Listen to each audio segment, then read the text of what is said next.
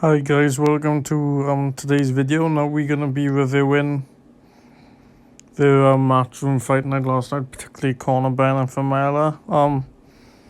Before we get into it, I did not watch Liam Davis on the Ben Rydens fights. Jez Smith beat Ben Rydens. Like I said, I didn't watch the first two. I was busy. I went out for food.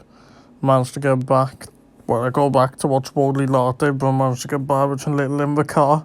But I have watched Babic Little back again on my TV, so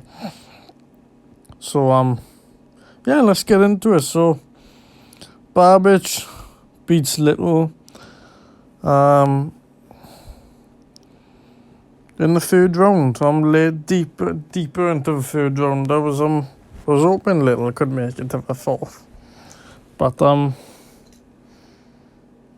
yeah, this is a common theme with Tom Little. He starts alright, but then he gets overwhelmed and then gets stopped. For a journeyman, he's got some good aspects. He got fast stands, good combination punching, and I like this hooks to the body actually with Babic, and Babic was getting caught a whole awful lot yesterday. If we go on Babic's profile, we can see that he's a very small heavyweight. Constantly weighing in the low 200s. I was very impressed with his performance over Sean Winters, but Sean Winters has always been like a blown up light heavyweight. There's a common theme with Babic. People do alright against him, and then he wears them out pretty quick. Now, he weighed in 213.5 for Tom Little. He weighed in 199.25 for now, Candy. Now, 200 pounds is the cruiserweight limit. But apparently the scales were off at a noticeably Linus Udorfia and John Oddin came at 11.2. Boatsy came in way under the light heavy, so to say the scales road, I think is a fair justification. But yeah, he weighed in 213.5 against Tom Little. Even when he weighed in at 205, he's not body beautiful, you know. I believe, as everyone believes, he should go down to cruiser, but I think we got to accept that he does want to fight the heavyweight, so let's treat him like a heavyweight. Bit crude when he comes forward, personally. His defense is leaky, and even Tom Little was catching him with combinations. Now, Tom Little, decent hands, fast hands and everything. But the usual Tom Little is he just gets overwhelmed and tired. And even though he came in shape, 234, 235 he came in at, yeah, he's not in body. It's hard to say about Tom Little, because I believe he's been knocked out every single time in the last couple of months, so going back to Filibergovich. Went 5 with Daniel Dubois, which he gave out a good bash, but Dubois wasn't with Dubois now. Yeah, done a prize fight back in the day, but he went 2 with Majdov, got stopped in 4 by David Price. So even though he came in shape like he's usually high 40s or low 250s, high 215s against Price, even though he came in shape. The thing is with Babic, people are complaining that he's getting opportunities, but listen, he sells the fights, he got a decent profile coming for himself. The savage thing he comes with. So it is what it is, you know. The only thing that gripes me is I really don't want Matchroom to build him up too much, because I believe He's not going to be a world champion. I don't think he's going to be. To say he's not going to be any good is harsh, but I feel like he will come unstuck. A lot of people actually saying, and I completely agree, it's one of the first names I thought of, Senate Gashi for Babic. The reason being is Gashi's a mover, you know. We make Babic come after him, and if he can sustain the moving long enough, will Babic get tired chasing him down, you know. Babic looked a bit tired at moments in last night's fight, particularly at the end of a second. And he says he can do after 15 rounds or something, didn't he? And Eddie said he could have been talking out the arse, remember. But Alan Babic, I would like to see Senate Gashi. People like Rudenko come to mind.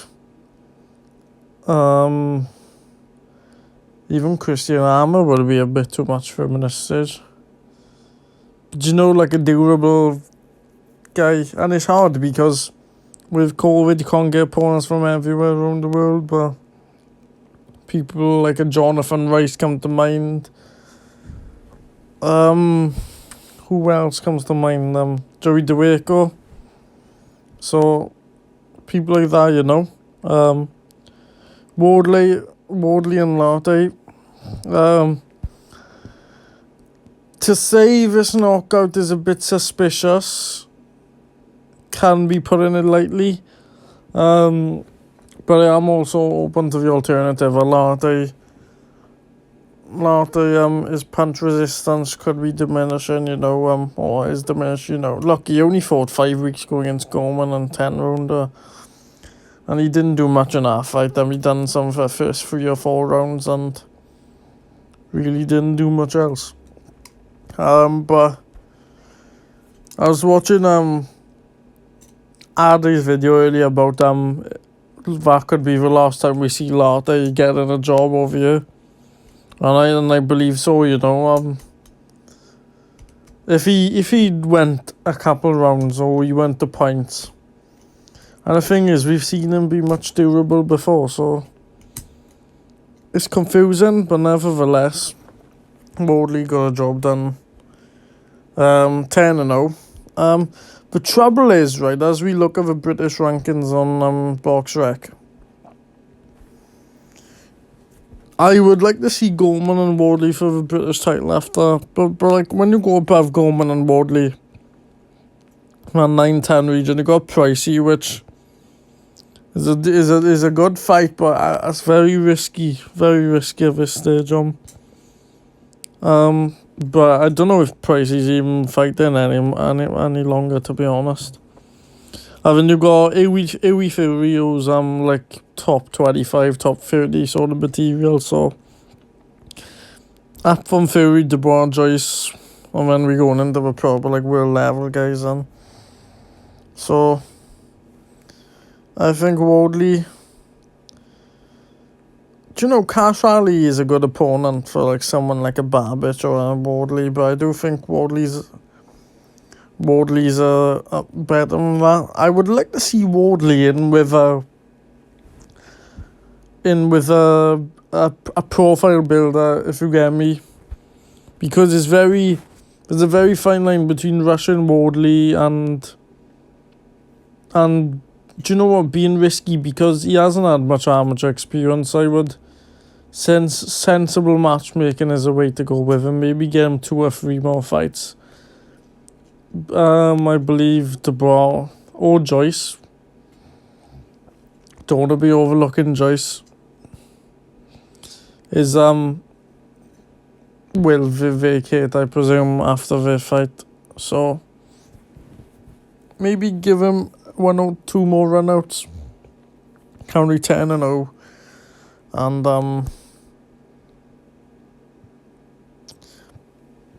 I'd like to see him and Gorman for British. As far as he's concerned, he usually weighs in the mid 220s to the low 230s. There has been talk that he's undersized. And he's still 25. He'll be 26 in a couple of weeks now.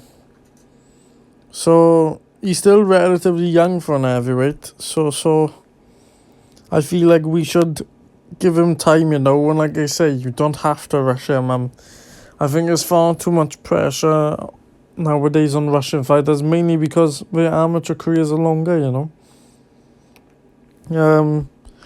So someone like a Conor Benn now who we'd go on to is kind of similar. But Wardley didn't have any amateur experience. He just had white collar fights. So it's kind of similar to Benn in that you don't have to rush him. You can give him 1 or 2 or 3 more fights before he's a British. I think him and Gorman would be a good fight. Right now I'd probably edge towards Gorman, even though he hasn't looked that great. But I do feel like, and Johnny Nelson rightly pointed out, for once in his life, there's a snobbery around boxing. That, because he hasn't come through the traditional amateur thing, that, from the outside, they do kind of look down at him. Excuse me, guys. Conor Benn, 17-0 now, with 11 knockouts. Formella has got German steel of a chin. Shout out to Tom Branner, in the Stable Boys group chat. His channel's First Round Boxing, if you want to go and watch him. Yeah, I'm gonna use your quote. German steel is in our chin of Formella. We heard it, and it was a main selling point. Going in, being 12 rounds of Porter, never really troubled by him. And we all know Porter's a pressure fighter. And it was a good guide. And I believe this was very good matchmaking from Matchroom for once, because matchmaking isn't, I don't think you should renown them for their matchmaking.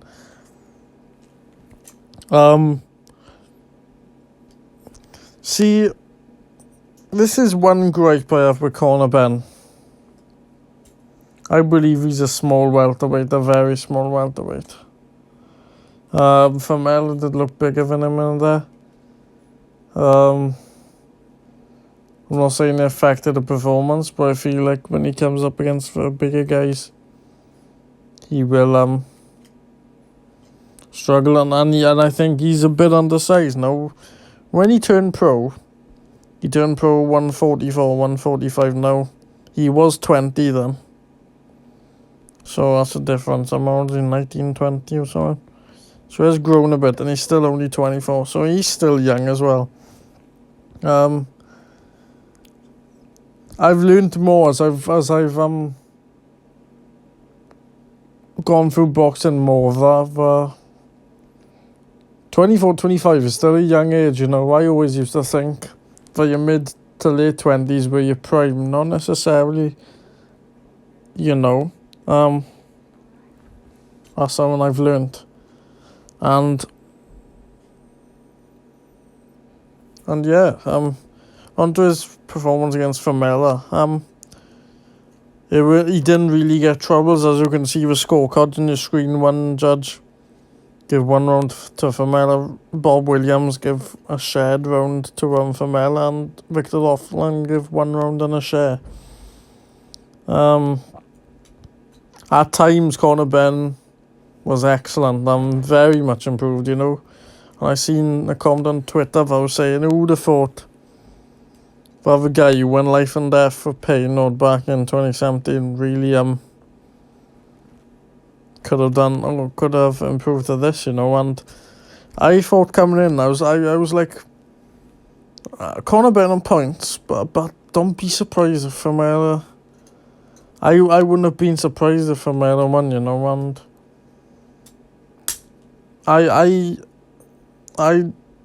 they always say, don't they, that he's been good in the gym and all, and you're gonna see improvements, and I've grown to take a pinch of salt with that, because that's what they all say, don't they? And when you see the fighter, it doesn't turn up good, doesn't have a good performance, so you learn to take a pinch of salt. But the performance against Formella was great, you know, and Formella, like I say, tough guy, and he's a good operator, you know. He what I mean by a good operator is he may be not the best, he might not be even more skilled, but he's a tough dude, and he will give you rounds to learn off any prospect coming up. Previously we would have seen Formella as a bit of a danger, but now I think we've seen him in both the Sean Paul and Conor Benn fights. That well, you know, he's not a bad risk. He got his toughness, right, and he will come to win, but he's not as big a danger as he was. He beat Talongi and Mbenge, you know, and that was a good win. Because Mbenge stopped Miguel Vasquez. And Mbenge was, well, he still can be, in a way, considered like a decent up and coming fighter, but I thought stopping Miguel Vasquez was impressive, so considering that and the fact he went 12 relatively, didn't get hurt or kept himself good, can keep himself in decent, can keep himself safe and everything, you know, that it was dangerous. But I think based on tonight's performance, Formella will be, and a good thing is Formella will be used more for these performances, and because if you're a journeyman, even though you're not necessarily coming to win, no, by no means is Formella a journeyman, but the more commonly used term is your away fighter, and if you're a away fighter, you want to give in good performances, so if you do lose, you're going to get used again, and I believe Formella will get used again. Maybe over here, maybe over in America, maybe he'll go back to Germany to have a couple of wins, and then he might come again. But yeah, very much improved by Conor Benn, and Conor Benn looks like he's gonna come and fight this guy, Josh Kelly, now. Josh Kelly.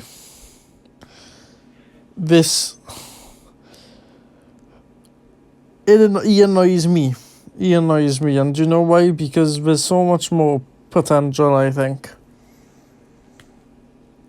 And he just stands there, right? He does a flashy combination and admires his work, and then he gets inactive. And that's the reason why he drew against Ray Robinson, I think. And he backs himself into the corner, and he relies on his reflexes far too much. And relies on his fast hands far too much. I really think he's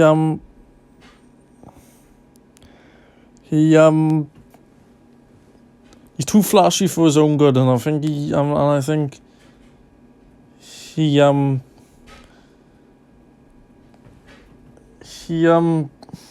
not realising it, but what I'm trying to say is he enjoys it too much, and when he enjoys it, he becomes more inactive.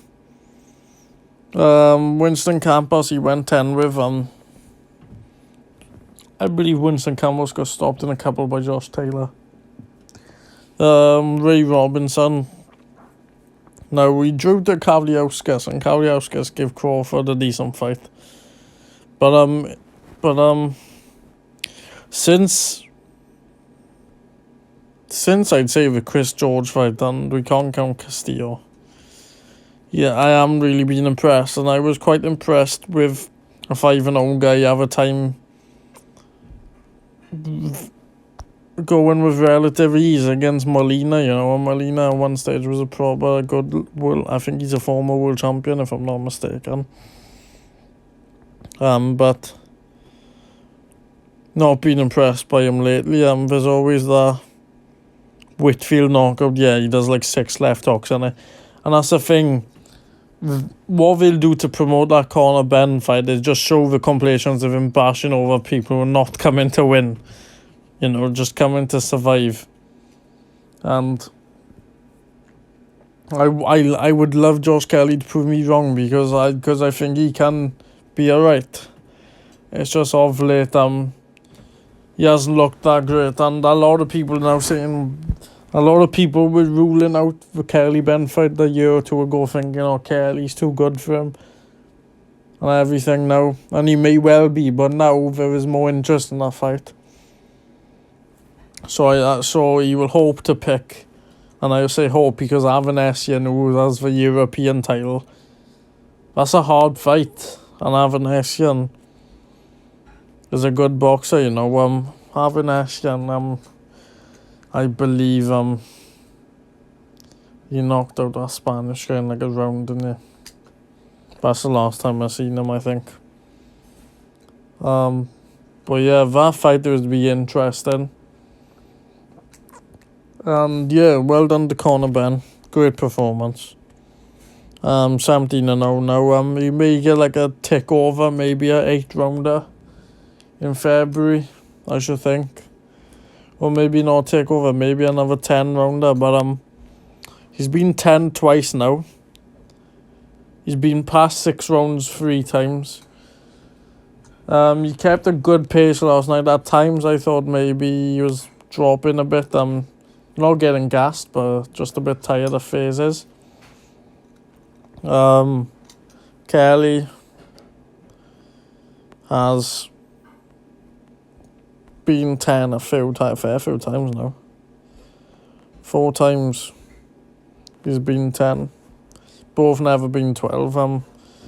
I can assume he'd go 12 with Avanesian, but we'll see. But this fight is a lot more closer than you guys think it is. I would edge to Josh Kelly in the Benn fight, but let's not get carried away. Avanesian's a tough fight to take. Both young guys, they create the best fights of both young domestic.